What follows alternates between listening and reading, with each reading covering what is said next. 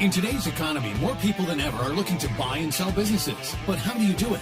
Welcome to the Deal Board, presented by Transworld Business Advisors. Straight talk about real deals and real people.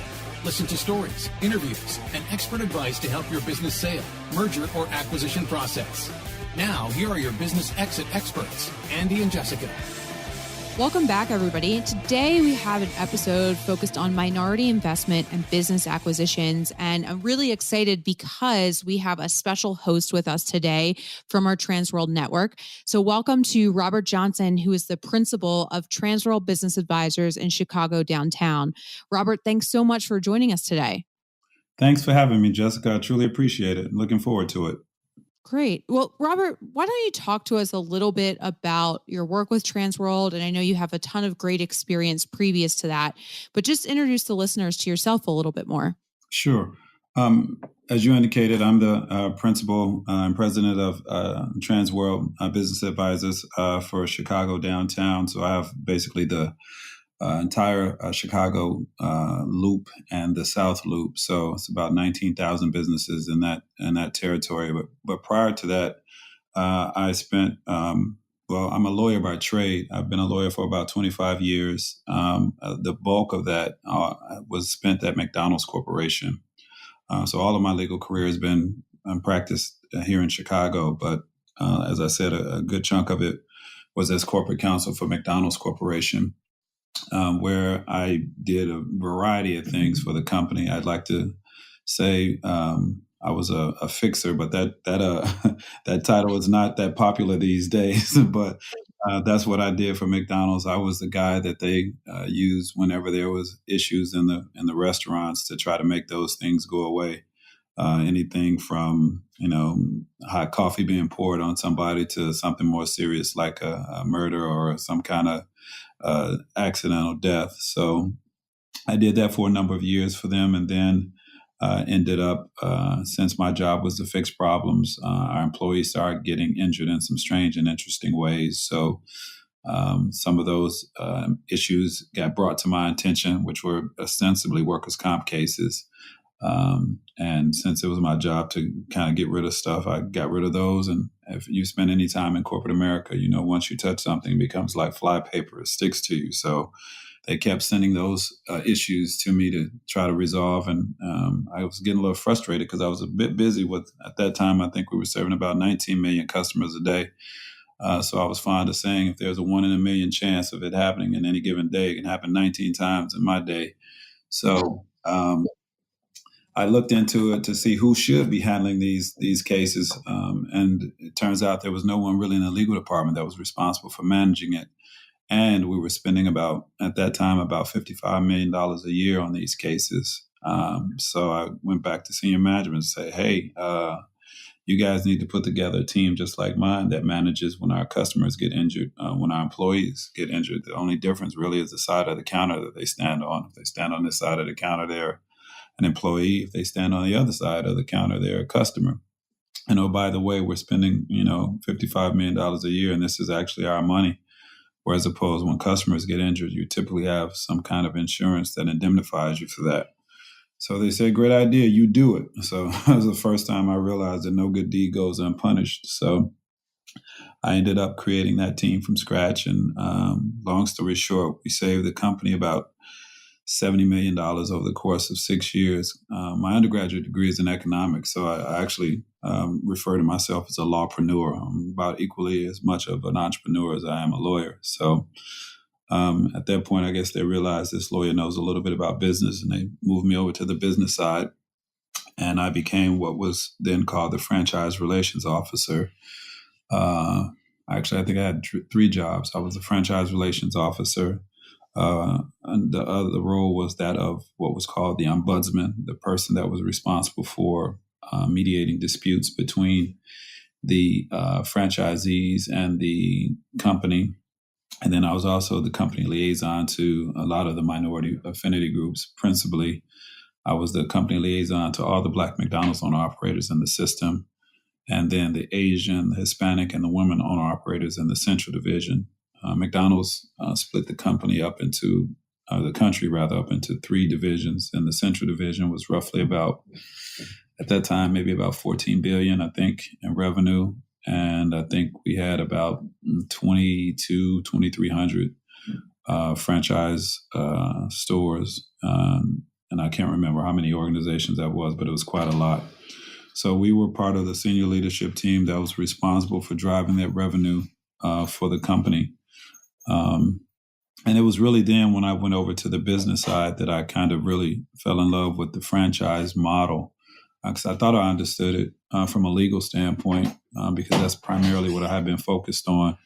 But when I went over to the business side, I really recognized how powerful a model franchising is. I would argue it's probably one of the most powerful business models that exists, and really saw that McDonald's has made more minority and women millionaires than any other company in the world. I think I was roughly responsible for about 1,000 or so myself, which is phenomenal for any company to have created.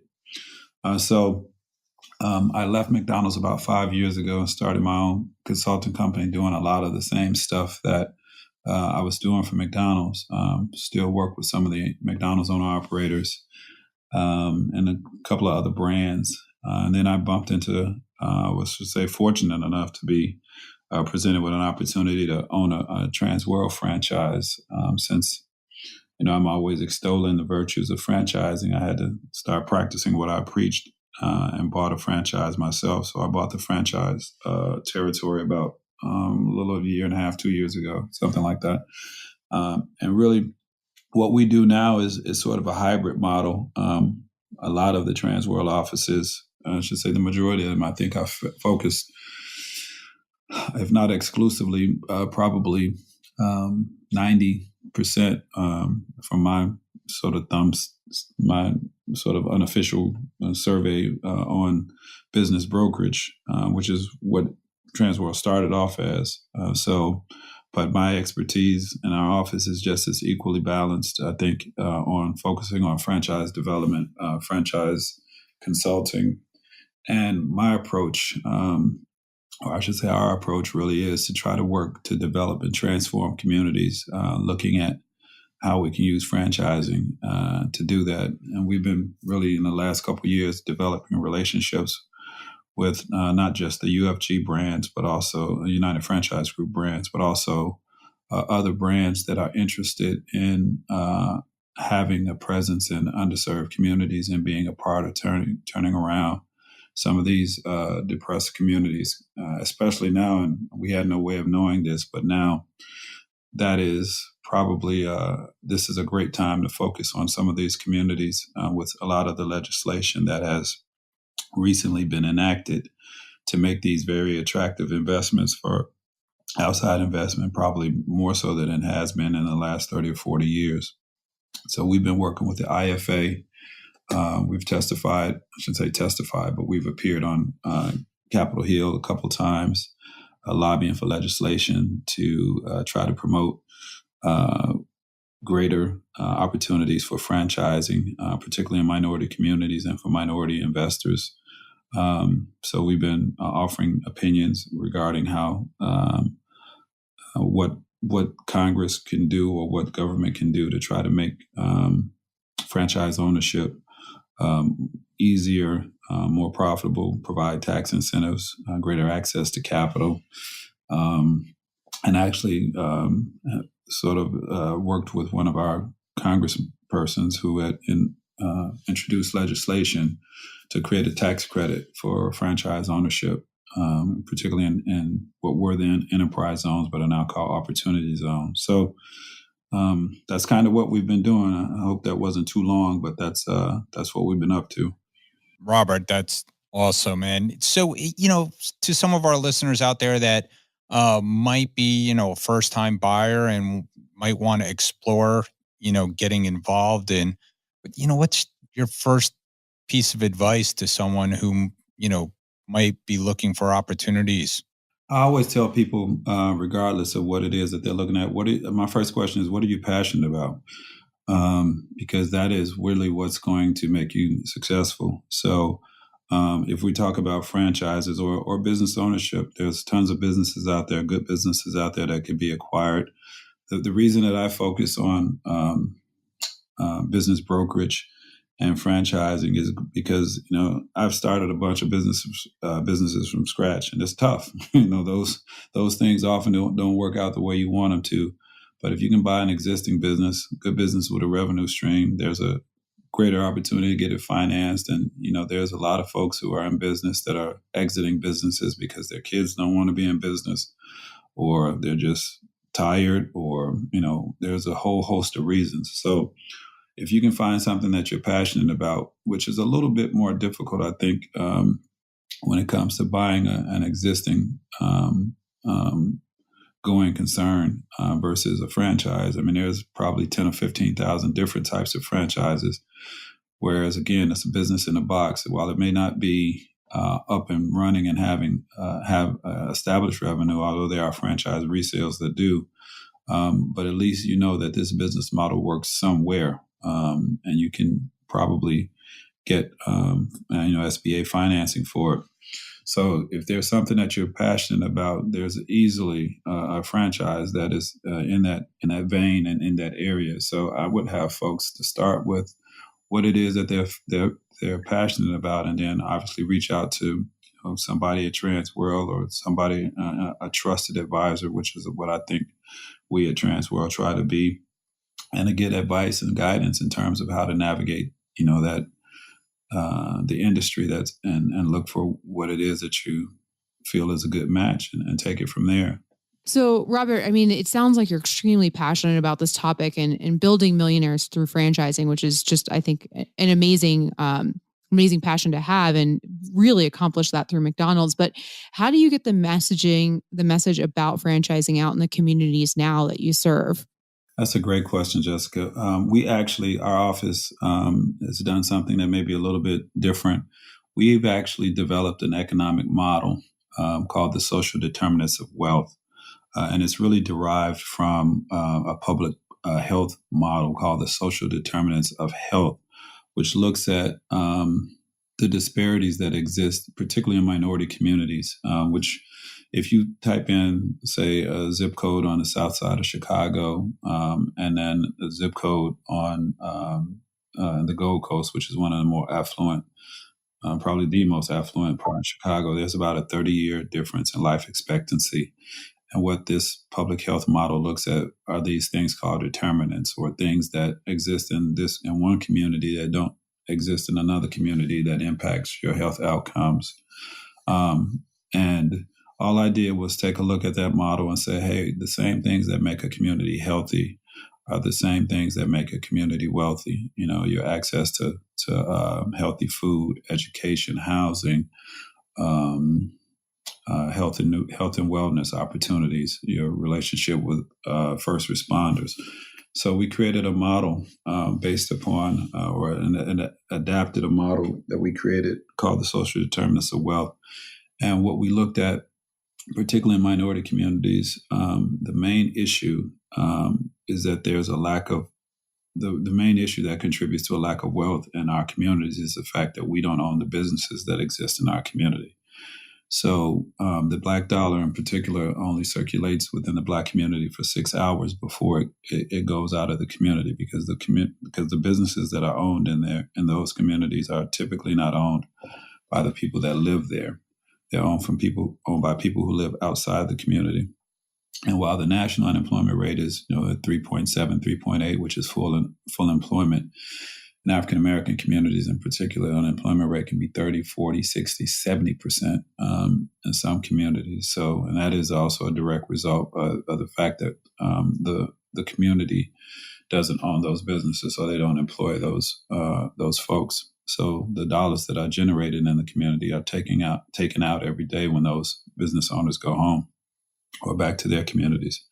So what we do, and direct answer to your question, is we partner with local institutions, namely the church, and economic development organizations, and different not-for-profits that are in the community to try to identify entrepreneurs in the community who have the attitude and the aptitude for entrepreneurship, and try to create joint venture partnerships between the church or the not-for-profit and the entrepreneur,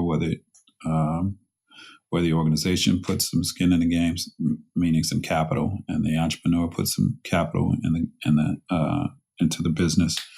And then we have developed some funding relationships with the SBA, a number of other financial institutions, a hedge fund that's interested in investing in minority communities and emerging franchises. And we focus on trying to get those individuals into socially conscious, lower cost franchises that help benefit the community. And the reason specifically why we focus a lot on franchising in this model is really for three reasons. One, as I said earlier, it's business in a box. So even those folks that have limited backgrounds in business, if they, again, have the attitude and the aptitude for entrepreneurship, the franchisor will work with them because you're in business for yourself, but not by yourself. The franchisor has a vested interest in your success. The more money you make, the more money they make. Second reason is also what I alluded to earlier, access to capital. A bank or a lending institution is much more inclined to finance a franchise than it is if the three of us, as great as our idea may be, decided that we wanted to do something. Banks really only lend money to people who don't need it. So, but they're a lot more likely and willing to have a conversation around a franchise. In fact, most of our franchises that we deal with are already on SBA approved list, or if not, it's pretty easy to get them on there. And then third is something that is sort of a particular issue for minority communities, and that's the unemployment rate that I alluded to earlier. A large part of that is a result of, most programs focus on job creation. Well, a job only creates income. It doesn't create wealth. And one of the reasons why job programs don't work in these communities, in my view, is that a good percentage of those folks who are in that 30, 40, 60, 70% unemployment rate that I spoke of earlier are what we call returning citizens. In other words, they've had some kind of prior brush with the law. And usually that brush with the law was as a result of some entrepreneurial activity. Unfortunately, that was at the time illegal.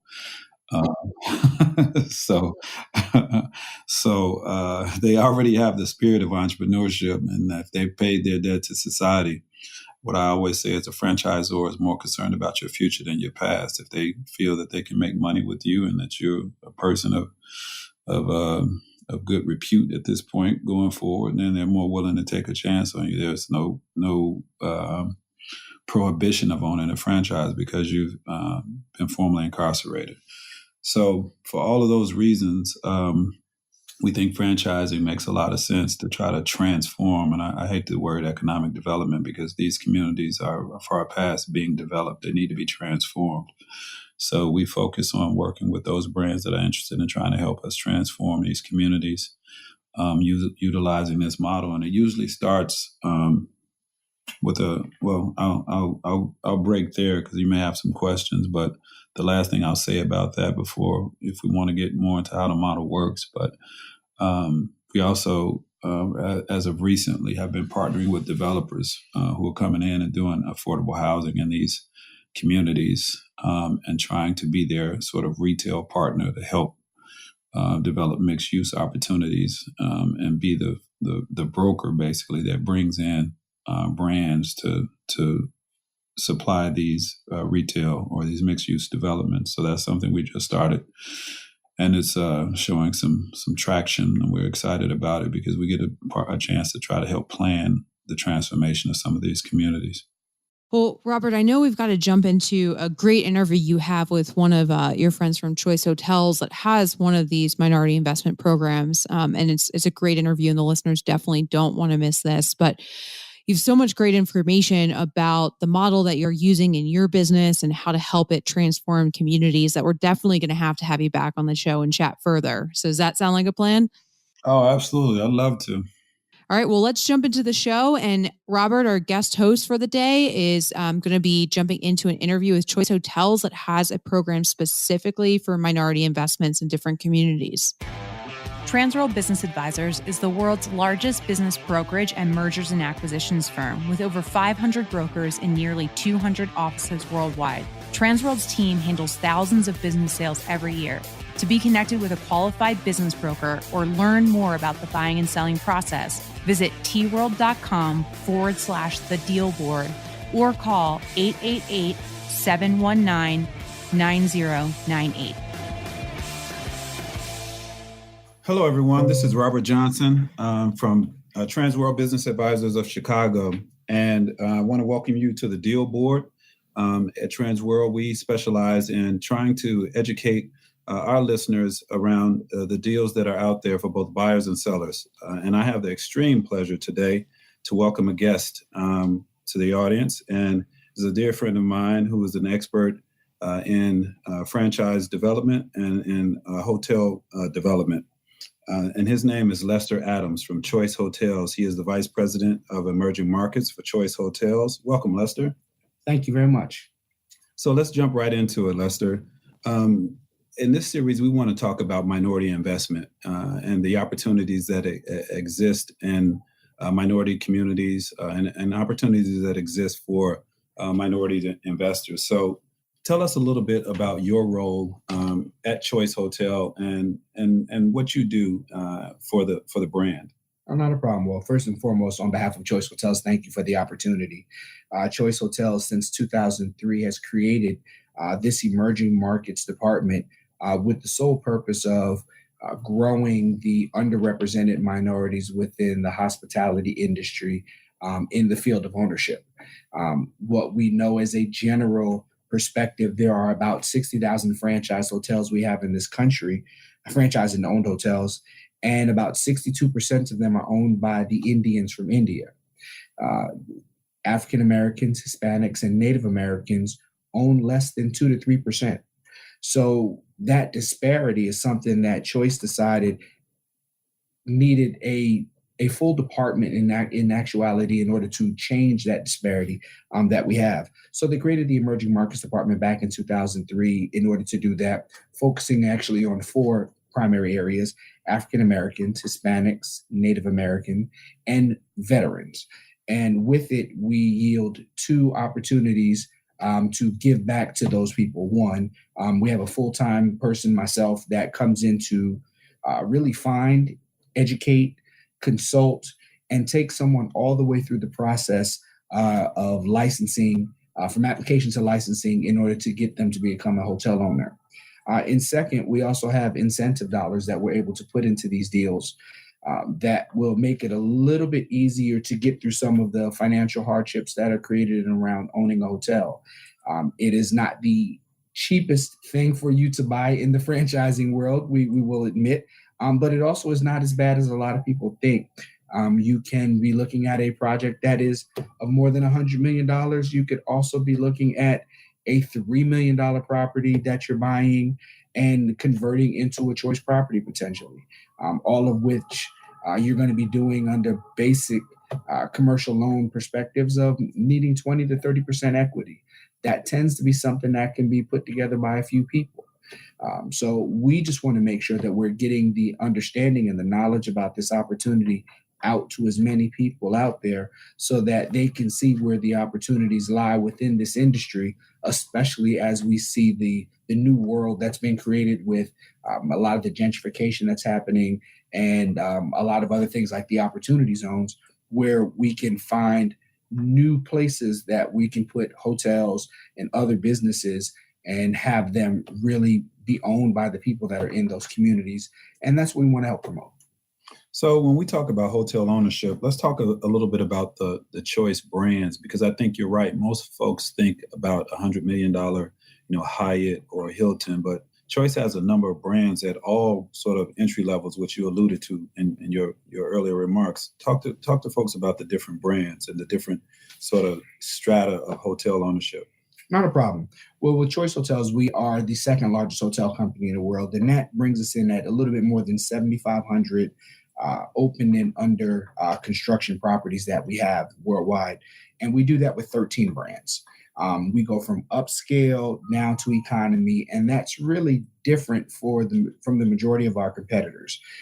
You can start at the Econo Lodge or Roadway area in the economy brands or Suburban Lodge, and potentially be in a property for $2, $3, $5, $6 million, depending on if you're buying something that's being sold, existing, or building out of ground.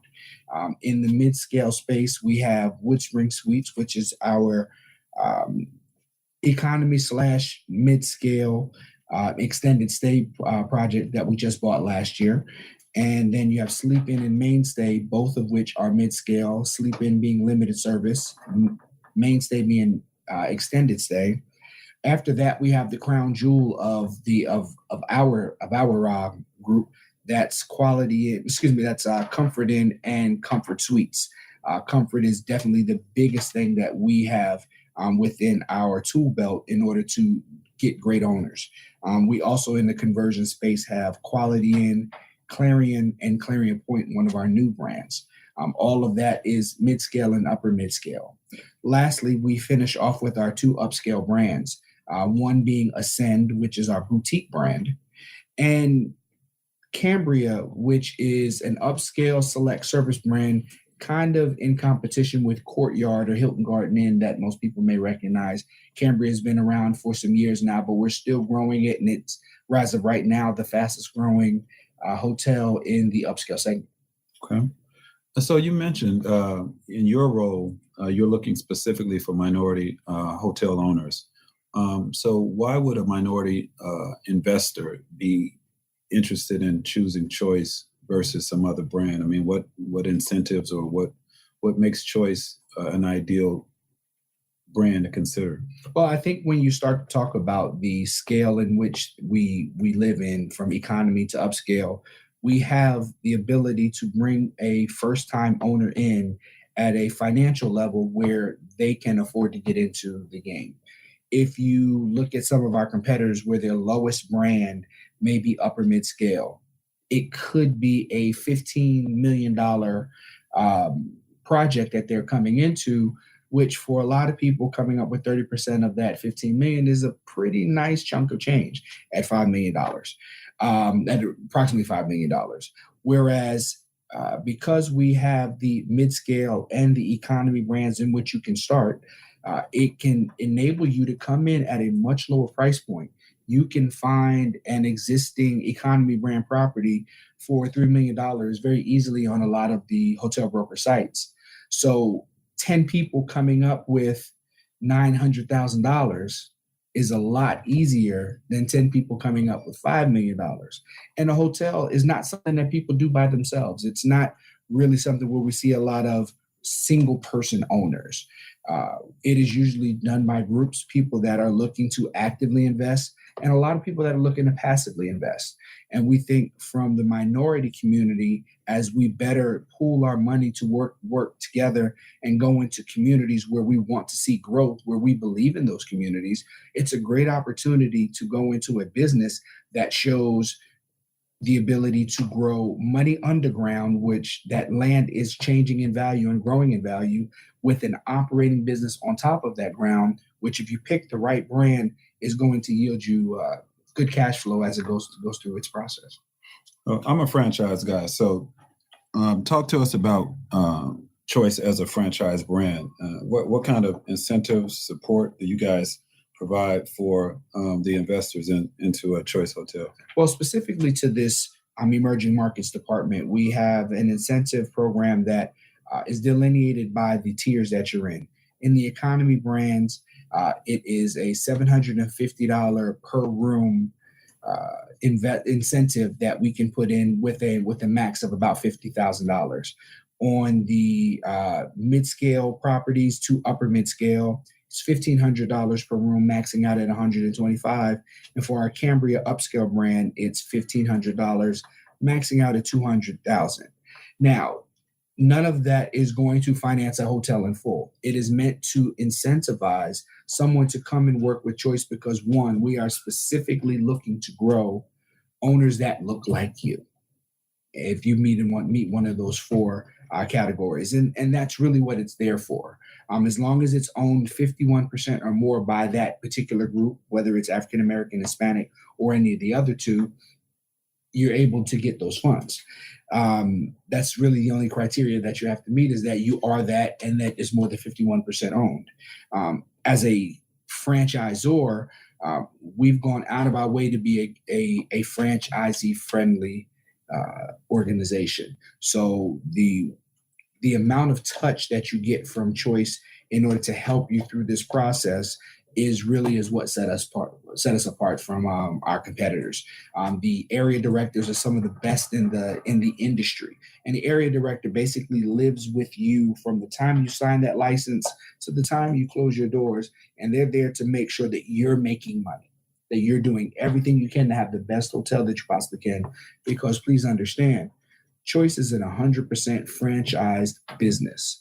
So we only do well when you do well. So it's our task to make sure that we're giving as much assistance as possible so that you can do as best you can within the market and within the brand that you have.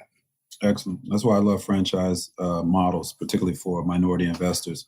So let's talk about sort of the broader landscape when we speak about sort of what's out there for minority investors. I mean, right now it's a very interesting time. You alluded to opportunity zones. Let's talk a little bit about opportunity zones. How does that play into hotel ownership? Well, opportunity zones for hotel ownership is great. You have a lot of areas that the different states have deemed as opportunity zones within their particular state that are ripe with business and commercial growth opportunities, if not already being there. And that speaks well to looking at opportunities for hotels in order to go in to take on existing demand and also help to create some additional demand. Most importantly, the way the profitability of a hotel works when you're looking at some of the margins within hotels in comparison to other commercial investments tends to trend a little bit higher. So people that are putting that money aside into those funds are really looking to get the best return that they possibly can. And hotels tends to provide a very good general return from a tier perspective, as opposed to its other asset classes. So it's funny, I was unable to be in DC today. I was invited to the White House because they were talking about opportunity zones at the White House today. And we've been really trying to get our stakeholders and our potential customers involved in as many conversations about the opportunity zones, because it's such a great place to be able to move some of the money from one property that you may have sold into another property or other cash that you bringing out of a different investment into something that's going to grow in an area that you understand, or even an area that you're new to. Yeah, one of the things that's unique, and you can talk a little bit about this, is sort of the dual income or revenue stream from hotel ownership, the land and the business. Can you talk a little bit about that? Absolutely. When we're talking about a commercial business, and we have to delineate this from other businesses somewhat. Buying a piece of land is buying a piece of land. And within this country, there only been a handful of times where we've seen land actually devalue over a period of time. For the most part, land is usually growing in value. So when you're talking about hotel ownership, put aside the handful of properties that may be leased. The majority of these properties are owned by the group that is buying this property. You have a piece of the earth that is growing in value. That is a business in and of itself right there. If you layer on top of that an operating model, in this case being hospitality and a hotel, that's able to bring you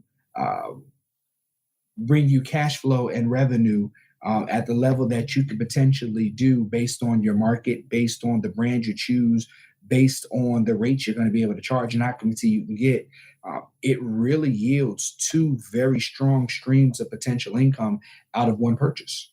And that's what we tend to talk about. You can be a real estate person and really worry about the dirt that you're buying, or you can be a strict operating person and worry about what's going on top of that land.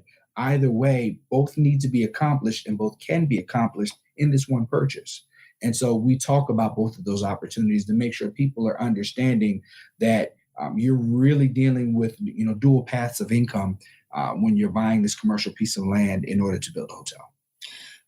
This sounds great, but there's a lot of obstacles and hurdles, particularly for minority business owners to get into deals.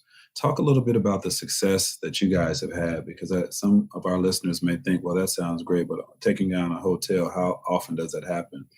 Well, this past year, Choice Hotels, from a minority standpoint, closed 19 deals with underrepresented minorities.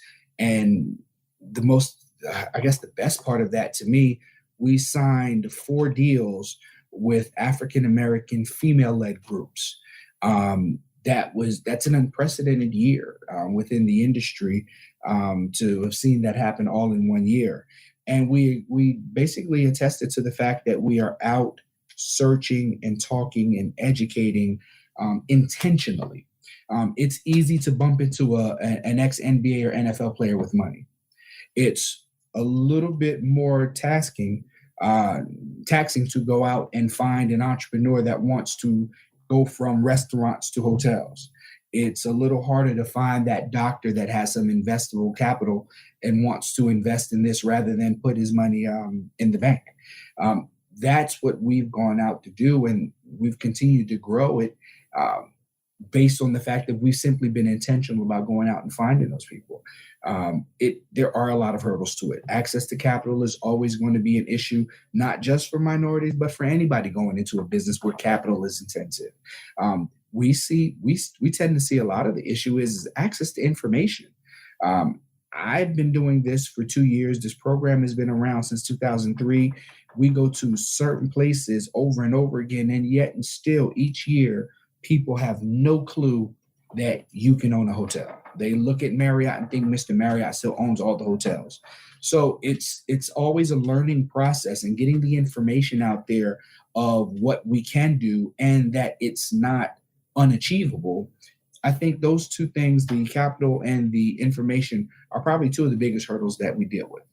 I'm glad you mentioned the piece about African-American women. One of the things as we talk about minority investment and the landscape, African-American women are the fastest growing group of entrepreneurs across the board, at a rate of 3 times that of other entrepreneurs. And actually the only group that there are more African-American women business owners than African-American men business owners across the country. It's the only group that has that interesting demographic. So for you guys to be focused on that demographic makes a lot of sense. I know you travel a lot, like you said, trying to educate folks about this opportunity. How can folks get in contact with you? Oh, well, you can go to a few places. choicehotelsdevelopment.com. You can get right onto our development page, see everything about our brands, and under the diversity or veterans incentive, it will bring you up to our information and you can get directly to me. Or I would love to give you my email address. I am lester.adams@choicehotels.com. Reach out to me anytime with any questions. I'd love to speak with anyone that would be interested in hearing more about the opportunity, going through the education process, and potentially getting a deal closed. Thank you. Thanks, Lester. I appreciate it. Thank you very much. Unfortunately, that's all the time that we have for today. I want to thank you all for listening to the Deal Board. And again, my name is Robert Johnson. I am a business advisor in Chicago, Transworld Business Advisors of Chicago downtown. Thank you, and we look forward to having you be a part of our next podcast. Thanks. Hey, Andy, you know what time I think it is? I think it's time to talk about our deal of the week. Deal of the week.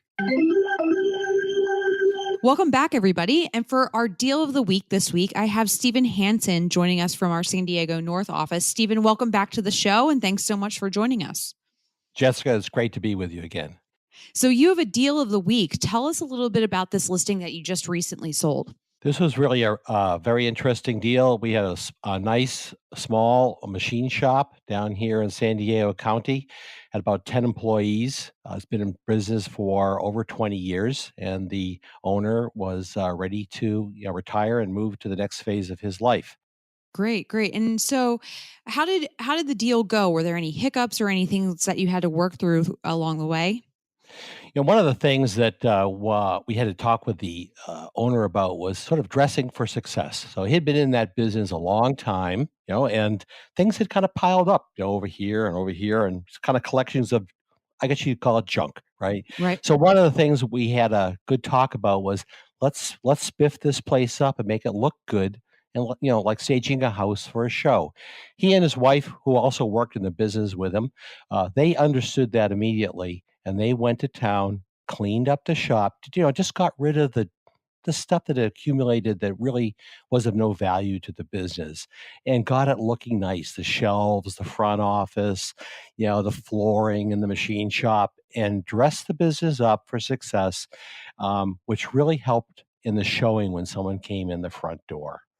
You know what? And I think that's something we don't talk about enough, but staging the business just like you would stage a house is a really, really important, what do I say? A really, really important indication of success in a deal. I mean, you're showing off your business. People are walking through it. So a super great point, Stephen. So tell us a little bit about the buyer. How did you find the buyer, and what type of buyer bought the business? Sure. On this particular deal, we had a lot of action on this. It was a very nice, profitable machine shop that specialized in composite materials, which is really big in the high-tech area for businesses locally here, like General Atomics and Qualcomm. So they had a really unique space.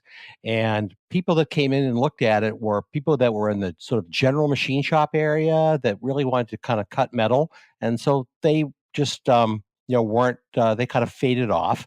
But what we found was a great strategic buyer who had a machine shop in another county, not too far from us, and was not in this composite area and didn't have the expertise, and really wanted to get into that space to broaden their reach as a machine shop and their capabilities. So in this case, we found a great strategic buyer who came in looking to grow their business and vertically integrate the shop that they already had.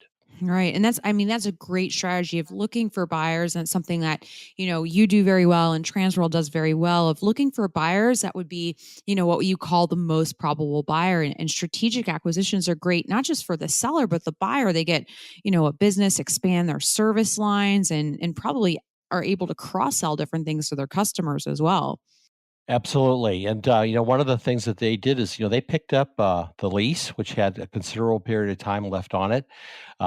They want to keep all the employees for that expertise. So this is a great example of someone, vertically integrating a strategic buy, and they didn't close the shop up and move it to their headquarters.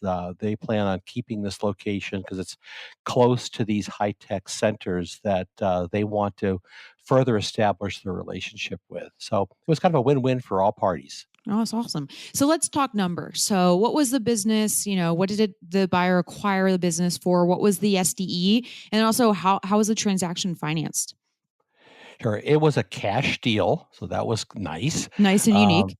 Yeah. The of course, the seller loved that, and we don't always get that. There was no seller note and no SBA or loan financing, no bank financing on this deal. The shop was doing a little over $500,000 a year. And it provided a great income to the owners. It has a great opportunity to grow from that. So we're looking at a SDE of approximately $175,000 or so. And this business sold for just over 2.5 times as a multiple. Nice. And usually I think those strategic buyers typically pay a little bit of a higher multiple because there's some economies for scale in there, right? Absolutely. Yeah. There are some services like, they will integrate like bookkeeping, for example, and some of that back office, of the administrative side. But yeah, so they're going to get some economies of scale. And when they buy, materials and things like that, they'll get a better, economy of scale from their other shop too. Awesome. Well, Stephen, it sounds like a great deal, a great transaction for all. Thank you for sharing with the listeners, and thanks for joining the show. Have a great day.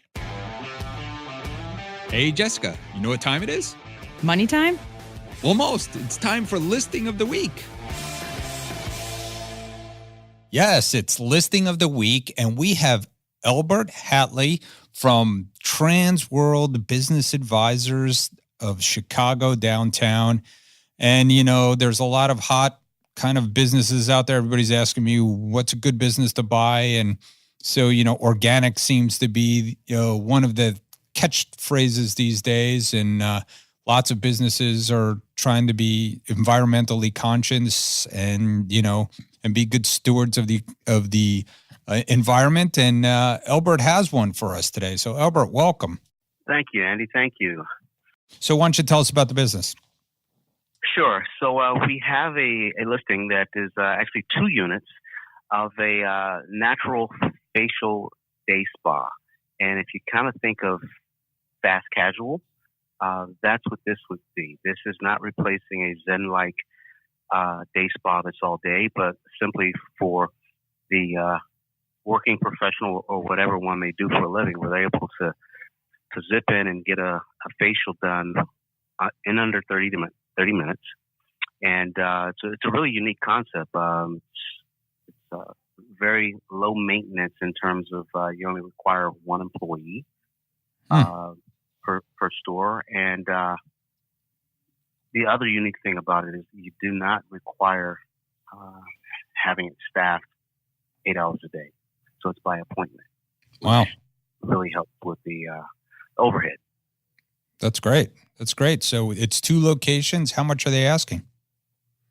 For both units, $300,000 total. Excuse me, and they are rapidly growing. It is in fact a franchise, but they are growing rapidly with their anchor being here in Chicago. Okay, and it's making money. It is making money. Yeah, it's in 2 of the more rapidly growing neighborhoods in Chicago that mirror the same demographic in terms of population and those with disposable income for a facial. Okay, and do you have financing available? There is financing available, correct. Great. There is financing available, and obviously we work with the financial sources that we have through Transworld. Great. So, Elbert, how best to get in touch with you if somebody wants to talk about it? Absolutely. I can be reached via email at ehatley@tworld.com. Again, that's ehatley@tworld.com. Or my direct is 773-234-1495.